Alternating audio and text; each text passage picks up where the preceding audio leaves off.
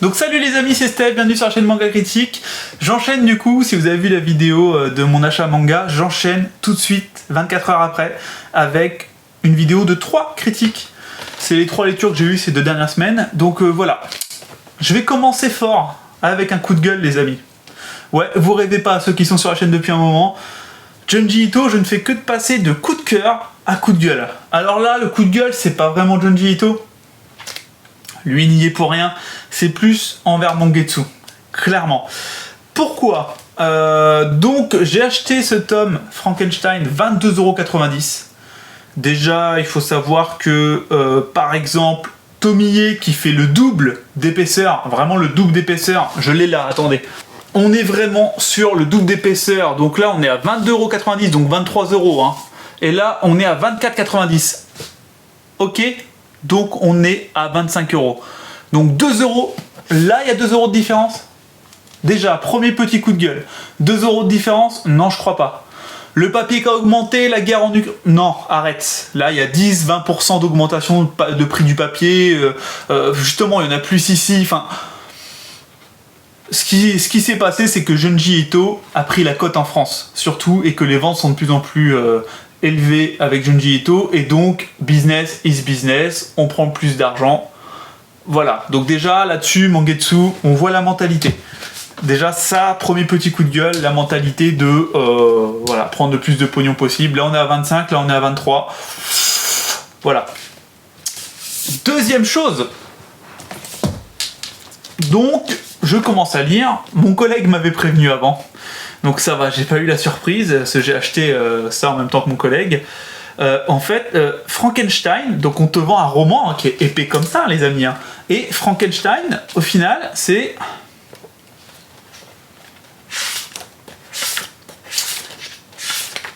Voilà, Frankenstein, c'est ça. Donc la moitié du roman. Ok, donc déjà là, tu te dis, bon, on me vend un roman Frankenstein, l'histoire de Frankenstein m'intéresse, revisité par Junji Ito. Ok. L'histoire de Frankenstein est plutôt bien faite, et tu passes plutôt un bon moment devant, sans que ce soit le meilleur de Junji Ito, ça j'y reviens après. Mais le problème, le pire problème, c'est que derrière, donc, ils ont mis des nouvelles. Ok, ça j'aimerais bien être prévenu avant d'acheter. J'aimerais bien voir, je sais pas, collection Junji Ito, Frankenstein et le titre des collections. Parce que ni plus ni moins là, Frankenstein est en gros une grande nouvelle suivie de plein d'autres nouvelles. Parce que, désolé, mais dans ce cas-là, et pourquoi ne pas me faire un plus petit bouquin à 10 €? Voilà, ou à 10-12 €. Ah bah j'oubliais. Avec un gros bouquin, on se fait plus d'argent à 23 €. Ah, certainement. Mais le pire dans tout ça, les amis, c'est que la première nouvelle, dans les 5-6 autres nouvelles qu'il va y avoir, après Frankenstein, s'appelle Les Coups hallucinés. Et Les Coups hallucinés est une nouvelle qu'on retrouve dans les chefs-d'œuvre de Junji Ito, les amis. Et alors là, c'est la honte. Et c'est l'arnaque complète. C'est-à-dire qu'on me fait racheter, sans me le dire, et de façon honteuse, une nouvelle que j'ai déjà achetée dans les chefs-d'œuvre de Junji Ito. Et là ça va pas les amis, là il y a un problème. Là il y a un énorme problème, et ça c'est un énorme coup de gueule. Mangetsu là, non, c'est pas possible. Tu peux pas me vendre à 23 € un bouquin qui s'appelle Frankenstein, avec la moitié de l'histoire qu'en Frankenstein, 6 autres nouvelles, sans me prévenir. Nulle part, ou quoi? Retrouver, alors si, juste là, voilà, c'est marqué en tout petit, hein. Retrouve également 10 nouvelles du maître de l'horreur, nanana. Pour ça, ce serait bien quand même de le mettre en avant, quoi. Je veux dire, moi avec mon collègue, on n'a pas fait gaffe. J'ai acheté Junji Ito Frankenstein, comme j'ai acheté Junji Ito Sensor, qui était déjà moyen.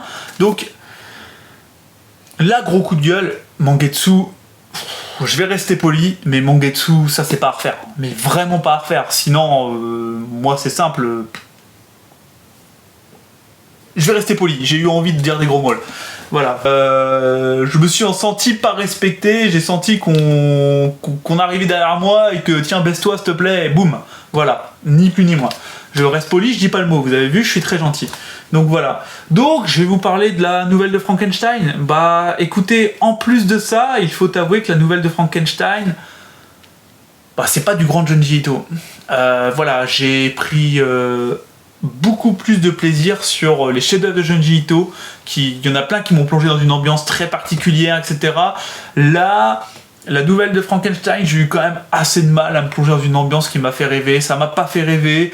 Frankenstein par lui-même, je trouve pas terrible. Faut avouer que Junji Ito dans ses designs n'est pas le meilleur, mais il a un truc pour créer un malaise avec des personnages très bizarres, avec des angles anguleux, des têtes longues. Là, ça n'a pas été le cas. Le Frankenstein, il est dégueulasse en effet, mais il me fait pas peur. Je l'ai pas trouvé malaisant. J'ai pas été mal à l'aise une seule fois en lisant cette nouvelle, alors que Junji Ito, à la base, c'est le maître de l'horreur, c'est le maître de l'ambiance, c'est le maître de la malaisance. Et chose qu'il a réussi à faire dans certaines de ses nouvelles où vraiment je me suis dit c'est chelou ça, les nouvelles avec les marionnettes, etc. Où je me dis c'est space, mais qu'est-ce qu'il veut ce personnage, mais qu'est-ce qu'il a derrière la tête et tout. Là ça me l'a pas fait. Donc on sent c'est le docteur Frankenstein qui crée une créature. Je vais pas vous refaire l'histoire de Frankenstein, vous connaissez, hein. Et on va suivre l'histoire de cette créature qui va même tuer des gens, etc. mais qui souffre surtout du fait de ne pas être accepté par les autres, qui souffre de sa solitude. C'est ni plus ni moins que du coup un être très moche qui fait peur aux autres et qui en souffre énormément et qui va du coup se transformer en ce qui à la base n'est pas un monstre à l'intérieur, mais qui à force va se transformer en monstre à cause de l'image qu'il renvoie. Donc en gros c'est un petit peu une critique de la société, c'est ne devenons-nous pas ce que les autres perçoivent de nous, en fait. Voilà. Donc mais ça, on l'avait déjà dans l'histoire de Frankenstein, c'est-à-dire qu'il suffit de regarder le vieux film des années 60 de Frankenstein pour avoir déjà ce ressenti du monstre qui noie un enfant parce qu'il fait pas attention, quoi. Voilà, et il sait même pas ce que c'est, il veut juste voir si ça flotte. C'est encore ce que je dis. Voilà, et donc voilà, nouvelle de Frankenstein qui m'a pas emballé, les autres nouvelles sont pas ouf, pour pas vous mentir, j'ai même pas lu les 2 dernières, ça m'a un petit peu saoulé. Là, Nope, Mangetsu. Non. Tu mettais la nouvelle de Frankenstein à 12€, allez, 12€, un truc comme ça, sur un bouquin fin, comme ça, presque à la Censor un peu, qui était à 13-14€, un truc comme ça. Voilà. Ok. Mais me ressort pas des nouvelles. Il y a une nouvelle dedans, elle fait 6 pages, quoi. Ou 6 ou 7 pages. Ah là là là là là là. Là là. Franchement, non. Donc Tomie, du coup, est vraiment le tome qui va décider si je continue Junji Ito ou pas. Et je peux vous jurer que avant de racheter des Junji Ito, il y a des chances que je me pose dans ma librairie et que je bookine 20 minutes. Vraiment, parce qu'au prix des romans, il faut prendre le temps, savoir si t'achètes de la qualité ou pas, quoi, à un moment donné. On a Celui qui hantait les ténèbres. Alors là, on est très très proche, très proche de Junji Ito. Dans l'ambiance, on sent que... Donc, je vais reprendre au début pour ceux qui... Parce que du coup comme j'enchaîne la vidéo achat manga et là, la critique, du coup, dans ma tête... Donc, je vais reprendre au début, c'est dessiné et adapté par Monsieur Gutanabe, qui adapte donc les chefs-d'œuvre de Monsieur Lovecraft. J'ai pas besoin de revenir sur Lovecraft, je pense, voilà. Donc là, ça reprend le roman Celui qui hantait les ténèbres. Donc, on voit que Junji Ito a beaucoup emprunté à Lovecraft. Mais beaucoup, ça se ressent énormément du coup dans l'ambiance, dans le scénario. J'ai eu l'impression de lire du Junji Ito. Donc du coup, comme j'ai jamais lu de Lovecraft, en fait, quand tu lis du Junji Ito, t'as un peu l'impression de lire du Lovecraft au final, peut-être un petit peu dans le côté horrifique, enquête, et qui se termine un peu pareil, souvent en mode ça se termine un peu mal et tu sais pas trop, on te laisse sur ta faim et tout. Donc ça, pareil. Les 3-4 premières histoires que tu lis comme ça, où on te laisse un peu sur ta faim, tu kiffes. Enfin, moi perso, je kiffe. En mode, ah ouais, on me laisse sur ma faim, j'aime bien et tout, ok, d'accord. Sauf que quand tu lis 10 histoires de Junji Ito et 10 histoires où on te laisse sur ta faim, au bout d'un moment, tu dis, mon garçon, est-ce que ce serait pas un petit peu la facilité ? C'est-à-dire que tu n'expliques jamais le pourquoi du comment. Alors, quand tu le fais sur 4-5 histoires et que tu le fais bien et que tu l'amènes très bien, on va crier au génie. Quand tu le fais sur absolument tout, au bout d'un moment, on se demande si c'est pas l'inverse. Est-ce que tu développes pas des choses qu'en fait tu ne sais pas finir et que du coup tu arrêtes ? au bout d'un moment, faut donner un petit peu des réponses, c'est bien aussi. Donc là, Lovecraft, c'est pareil. Voilà, à la fin, t'es un petit peu en mode... donc un petit peu de spoiler, désolé, mais... bon, c'est un roman qui a 60 ans. Hein. Qui a au moins 50 ans, je pense. Et donc la fin, t'es un peu sur ta fin, pareil, donc je vous dis rien, mais voilà. Donc on va suivre Robert Blake, qui est un écrivain qui arrive dans une ville très particulière, très sombre, très, très malaisante. Bah, voilà, on est vraiment dans l'ambiance Junji Ito, on est dans l'ambiance Lovecraft. Et il va prendre un appartement, il va commencer à vouloir donc écrire, etc. Et il y a une église qu'il a en vue, et quand il commence à la chercher en ville, parce que du coup elle l'obsède, elle l'attire, et il se demande pourquoi, elle l'obsède, et quand il essaie de la chercher, il la trouve pas tout de suite, etc. Même il a du mal, quand il demande son chemin aux gens, les gens disent ouais non, t'as rien à voir dans cette église. Il finit par la trouver, il va rentrer dans cette église, et bon voilà, cette église cache des secrets et des choses pas forcément très jolies, très spéciales. Là, à partir de là, je peux pas vous spoiler, je vous laisse découvrir le roman si ça vous intéresse. Mais voilà, on reste sur sa fin. On reste sur sa fin encore une énième fois. Donc je vais m'intéresser au Lovecraft par Gutanabe. Je vais me faire les classiques, l'appel de Cthulhu, The Call of Cthulhu et les montagnes hallucinées, tome 1, tome 2. Je vais me faire les classiques, les énormes romans de H.P. Lovecraft. Je vais voir ce que ça donne. Par contre, énorme point positif pour moi. Donc attention, hein, c'est pas mauvais. Hein, c'est juste que du coup, comme j'avais lu pas mal de Junji Ito, quand j'ai lu Lovecraft, je me suis retrouvé en mode encore une fin qui se termine un peu, on te laisse en suspense. Ah, attention, je te dis pas ce qui se passe à la fin. Et du coup, ça m'a un peu saoulé. Parce que du coup, bah, ça me fait beaucoup d'histoires d'affilée, un peu comme ça. Voilà. Et je suis en mode, putain, mais donnez-moi une fin un petit peu. Voilà. Mais sinon, l'ambiance est top, c'est super bien fait, super bien écrit. Attention, il y a de la qualité. Hein. Mais à mon avis, c'est pas son meilleur Lovecraft, celui qui a hanté les ténèbres. Donc c'est pour ça que j'attends. Énorme point fort, les amis, les dessins. J'ai tout simplement... Je vais vous mettre des dessins. J'ai tout simplement rarement vu un dessinateur qui arrive aussi bien à jouer avec la nuance entre le blanc et le noir. Les jeux de couleurs entre le blanc et le noir sont incroyables. Là, par exemple, il y a un plan de l'église avec des petits flocons de neige. Les petits flocons de neige sont blancs, c'est juste complètement dingue. Franchement, les dessins, je les trouve magnifiques.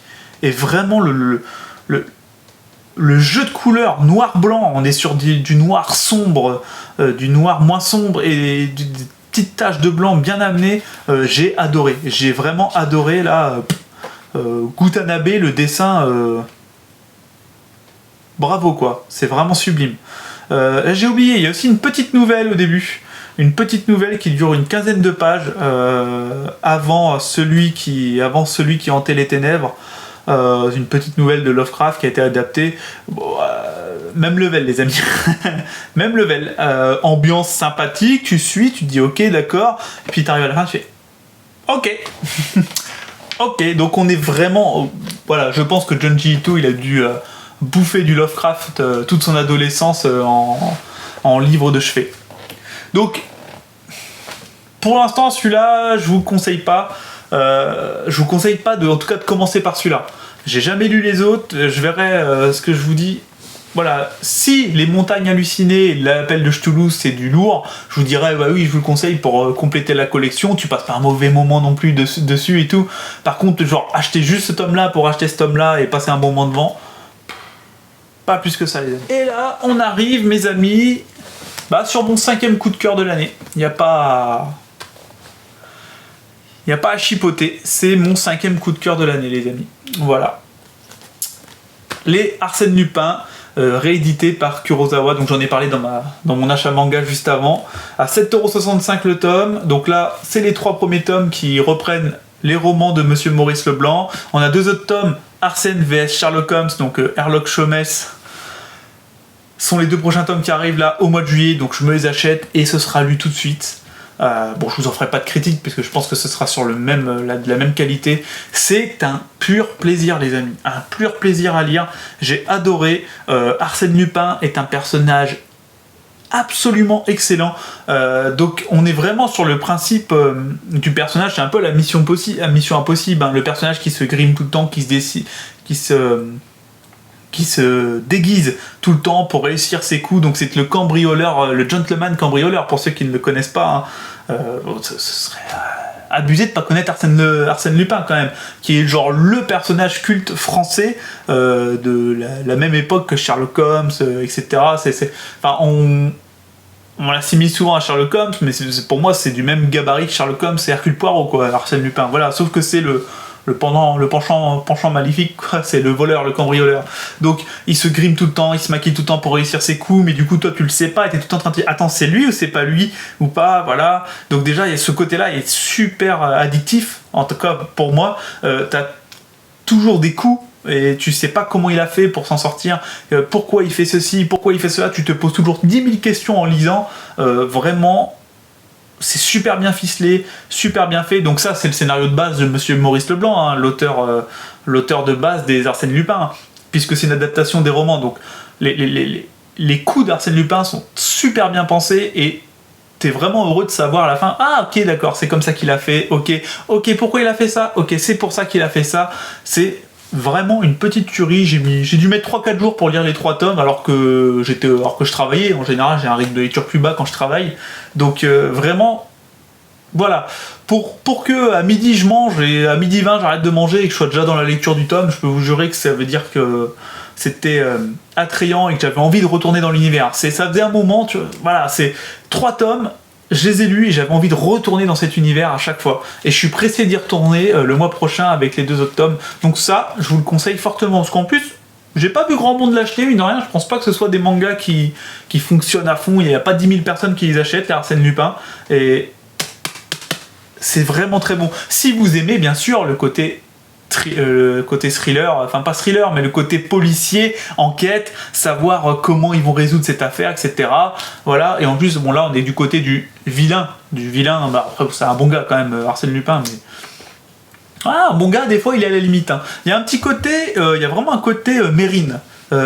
Vraiment, quand j'ai regardé les films sur Mesrine, donc Mérine, j'ai vraiment adoré ces films, et les moments que j'ai préférés, c'est par exemple le gars, ils sont tous contents de l'avoir arrêté, et il est là le jour de son tribunal, tu le vois, il arrive à se dégoter les clés de ses menottes, etc. Et au lieu de s'évader, il arrive devant le tribunal, il dit vous voyez ça, c'est les clés de mes menottes. Paf, il les pose sur la table, il dit vous pouvez pas me garder ici, machin.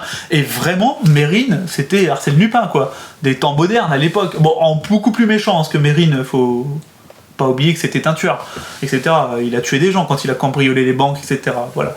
Mais il y avait vraiment ce côté vraiment, vous voyez, regardez, voilà la clé de mes menottes. Paf. Et ben Arsène Lupin, il a totalement ce côté-là et qui le rend hyper attachant. Et d'ailleurs, j'ai vraiment fait la référence parce que je sais que dans les années 60-70, quand Mérine, 70 ou 80, quand Mérine, non c'était peut-être 70-80, ouais, quand Mérine était pourchassé par la flic, il était l'ennemi public numéro 1.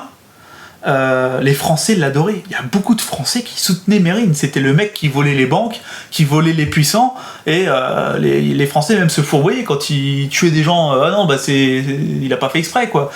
C'est mon père qui m'expliquait ça, qu'il y avait vraiment des gens qui supportaient Mérine et tout. Mon père ou ma mère qui m'avait expliqué, je sais plus, un de mes 2 parents. Et Arsène Lupin, j'ai vraiment retrouvé franchement, tu pourrais appeler ça Mesrine Lupin, ce serait pareil, à peu près. Sauf qu'il est plus gentil, qu'il tue moins des gens, voilà. Et voilà, vous l'avez compris les amis, ça, petit coup de cœur, mon 5e coup de cœur de l'année. Voilà, c'est pas mal, on est au mois de juillet, on est début juillet, et je suis à mon 5e coup de cœur. C'est pas mal. Donc voilà les amis, pour ces petites critiques, 3 petites critiques, bon bah voilà, 2 moyennes, hein, vous l'avez compris, enfin une catastrophique, une moyenne, et une petit coup de cœur, donc voilà. Comme ça, il y a un peu de tout. Je reviens là. Donc demain, je monte ma vidéo de Je vais chez vous. Je commence à la monter parce que ça va prendre du temps. Je commence à la monter demain, mes amis. Et ensuite, je l'annonce. Première collaboration de la chaîne qui va arriver sur un manga français qui se nomme Ose, les amis. O-S-E. Voilà, première collaboration de la chaîne. Je vais prendre le temps, je veux prendre le temps de bien l'écrire, c'est une collaboration. On m'a envoyé les 2 premiers tomes gratuitement, donc je veux bien l'écrire, il y a du positif, il y a du négatif, il y a... Voilà, je veux bien l'écrire, je vais faire un truc propre. Donc les amis, gros bisous à vous, je vous aime, merci, on est plus de 500 sur la chaîne, ça fait longtemps que je l'ai pas dit, mais on est plus de 500 sur la chaîne. Sincèrement, je vous avoue que depuis qu'on est 500 sur la chaîne, c'est bizarre, c'est un palier psychologique. Je regarde presque plus mes abonnés, enfin je regarde plus, avant j'étais en mode tous les jours, je regardais 5 fois par jour, genre, ah j'ai pris un abonné, yes. Et là j'ai un palier psychologique de 500, j'ai réussi, j'ai un public sur YouTube, je suis heureux, je suis super heureux avec 500 abonnés au fait, hyper heureux avec 500 abonnés, du coup j'ai pas regardé beaucoup, donc on est plus de 500 sur la chaîne, je sais, voilà. Donc merci, gros bisous à vous d'être là surtout, de toujours être nombreux à regarder les vidéos, c'est ce qui compte, et voilà, gros bisous.